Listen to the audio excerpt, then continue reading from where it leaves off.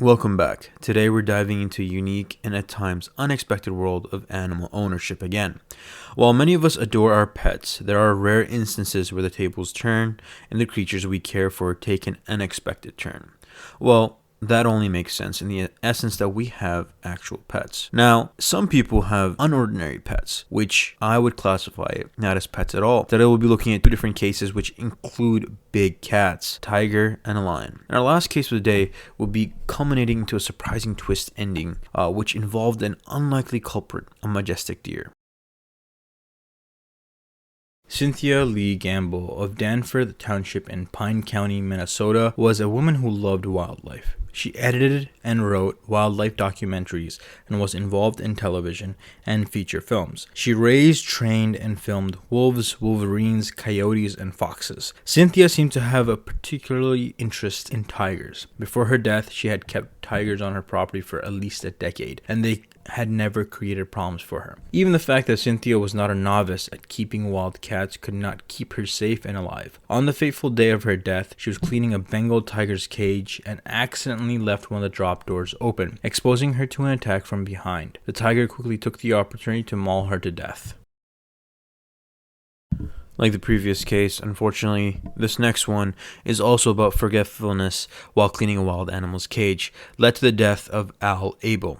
Ordinarily, Al was fond of cleaning the cage of his pet lion, but he had never done this alone. On that fateful day, Al was on his own at his Illinois farm and moved the pet lion from the main cage to a shift pen so that he could clean the main enclosure. Unfortunately, he left the gate between the main cage and the shift pen open while cleaning. The lion promptly pounced on the man and mauled him to death. Surprisingly, Al and his wife had both raised Simba, a 5-year-old African Barbary lion, since it was a cub. On the day the tragedy occurred, Kathy Abel, his wife, left the house to run some errands. When she returned, Al was nowhere to be found. She also discovered that the lion was outside its enclosure, pacing about in agitation, while the remaining wild animals on the farm were frightened and uneasy. The scene unfolded before her eyes, terrified her, and she called the sheriff. When police officers arrived at the scene, they had to shoot and kill Simba to prevent it from escaping and causing further havoc.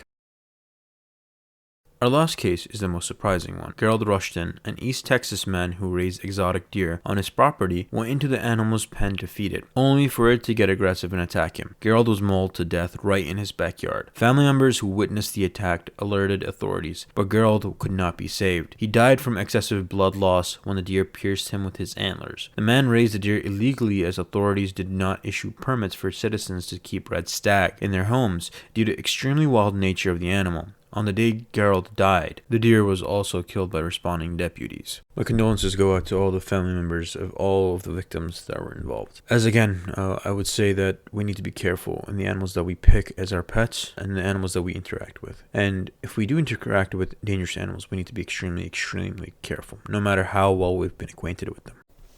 Once again, be careful, be safe, be aware.